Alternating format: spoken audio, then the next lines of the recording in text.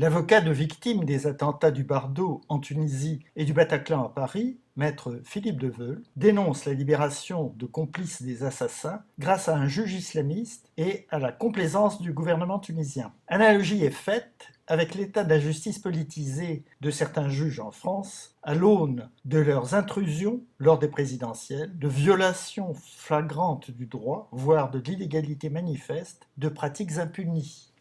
Qui jugera ces juges ? Je m'occupe de victimes d'attentats, de celui du Bardo et celui aussi du Bataclan. Il y a beaucoup à dire sur la similitude des souffrances des victimes d'attentats. Dans les deux attentats, les terroristes ont vidé tous leurs chargeurs. Ils ont tiré jusqu'à la dernière balle. Une volonté de tuer, une volonté de massacrer et d'achever les gens, les mourants.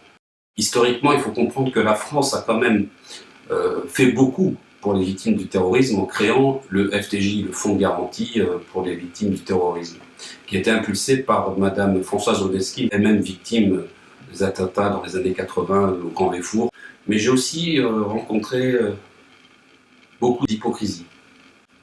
Il y a une lassitude des victimes, des commémorations où tout le monde se retrouve uni dans un moment solennel, où il y a une larme qui est versée, où il y a des ballons qui sont lancés. Il y a une mobilisation des médias, des politiques quand un attentat arrive. Et ça s'arrête là.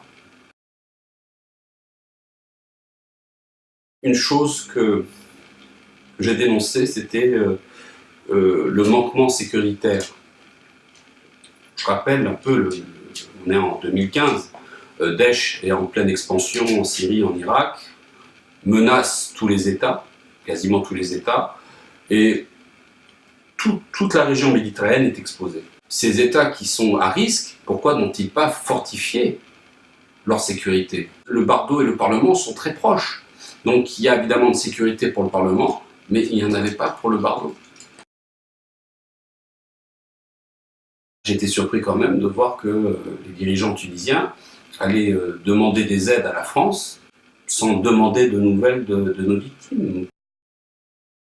J'ai découvert des choses beaucoup plus graves. 6 présumés complices terroristes qui ont participé de manière très active à l'attentat, participé au repère des lieux, au repérage, à la planification, à l'entraînement. Mais le pire, c'est ceux qui ont transporté les terroristes et qui ont transporté les armes. Donc on est dans une complicité pleine et entière. Ils ont été arrêtés, ils ont été interrogés. Les interrogatoires sont précis et concordants. Les présumés complices terroristes ont été relâchés au motif de torture qui n'était pas établie. Il y a une association de lutte contre la torture en Tunisie. À aucun moment, le rapport de 2015-2016 ne cite les noms des présumés complices terroristes qui ont été soi-disant torturés. Pour moi, c'est quelque chose qui est inacceptable. Le juge d'instruction de l'époque, le bureau antiterrorisme, il a été nommé entre 2012 et 2013, départ de Ben Ali. Et à l'époque, il y avait un responsable de justice, un ministre de la justice qui s'appelait Biri, qui était un islamiste. Et ils ont profité de cette période de pouvoir pour mettre en place des hommes qui leur étaient favorables. M. Béchir Akremi a été nommé et c'est lui qui s'occupe de terrorisme. Ce juge, non seulement a bâclé l'enquête du Bardo, mais a bâclé d'autres enquêtes d'opposants politiques tunisiens qui ont été assassinés par les islamistes. Je pense à Chokri Belaïd, je pense à Lofti Nag, je pense à Mohamed Brahmi. On a relâché ou acquitté dans la plupart de ces instructions, de ces procès, les présumés complices, assassins. Ce juge d'instruction, une fois qu'il a clôturé cette affaire, a été nommé procureur. Je défends 2 syndicalistes policiers qui ont été lourdement condamnés pour avoir dénoncé le dysfonctionnement de l'enquête. Il s'agit de Walid Zarouk et de Dissam Dardouri. La peine pour Walid Zarouk est de 24 mois. On l'a mis dans une cellule avec 12 islamistes. Dissam Dardouri, qui lui avait été condamné à 12 mois de prison, et au mois de janvier, j'avais demandé une grâce officielle auprès du président de la République tunisienne Wissam Dardouri, il a été rejugé en cour d'appel à 4 mois de prison, et les 4 mois de prison correspondaient aux 4 mois qu'il avait déjà fait. Donc il a été relâché. Il y a une forme de connivence entre le parti islamiste Ennahda et le pouvoir en place. Il y a une porosité. J'aimerais rappeler d'ailleurs que le président d'Ennahda, M. Kamel Khanouchi, a fait des déclarations en octobre dans des médias maghrébins en disant que les terroristes, en fin de compte, ne sont que des musulmans en colère. Et c'est une parole qui fait presque l'apologie du terrorisme, c'est-à-dire, bon, en fin de compte, c'est des gens en colère, c'est normal qu'ils commettent des crimes. J'ai reçu des menaces, oui, des fatwas, par des courriers, des coups de téléphone anonymes, persistants, et ces mails provenaient de Libye. J'ai été agréablement surpris par sa gentillesse, par sa compassion et par sa connaissance du dossier. Ben, il a dit que ses services regarderaient ces éléments. Et il avait même diligenté 3 ministres. Je n'ai eu aucun retour de ces ministres. La secrétaire d'État aux victimes, d'aide aux victimes, Madame Juliette Méadel, qui m'a en fin de compte répondu par son directeur de cabinet qui m'a envoyé une fin de non-recevoir sur la demande.